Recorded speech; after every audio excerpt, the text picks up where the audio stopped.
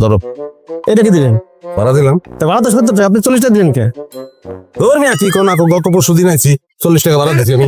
70 টাকা দিছিলা? দেখছেন এই মামি কিন্তু হক্কা টাকা আলাইছে। আমার হইছে আর পার্টি গুছা লাগবে না। ধর আমি 70 টাকা ভাড়া নিলাম।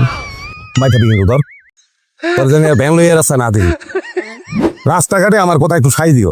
আমি কইতাছি 40, তুমি কইতাছো 70। গরিব মানুষের কাছে মিছা কথা করে লাভ রাখি। এই 30 টাকা বাঁচায় কি গ্রামে আপনি বিল্ডিং বানাবেন? সালাম ভাই, কেমন আছেন? ওয়ালাইকুম আসসালাম। কি কি আছে এর যা আছে লগে বাইর করে। আপনাকে দিনে দুপুরে ডাহাতি করেন, ডাহাতি তোলা যাবে বাইর কর। আমার কাছে কিছুই পাবেন না, দাওয়াত খেতে গেছিলাম, লগে এখন কিছু নাই, বাস ভাড়াটা আছে। গলায় কানে যা দেখতেছেন এমটি শোনা।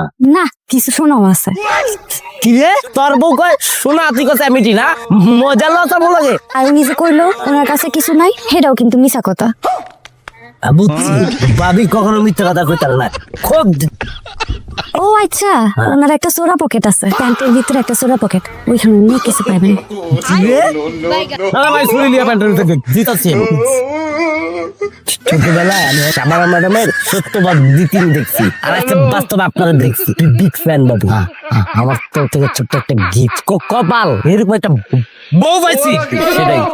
এটা রিকোয়েস্ট সততার পুরস্কার, তোমারতে নিল আর আমারে দিল। কি তালকা সালকা ঠুয়ে নিজের মতো ভাঙ্গি আলাই। আমার মুখ দিয়ে মিছা কথা হয় না, আমি কি করুম? সত্যবাদী বলে আমি জীবন কেমনে কাটাবো?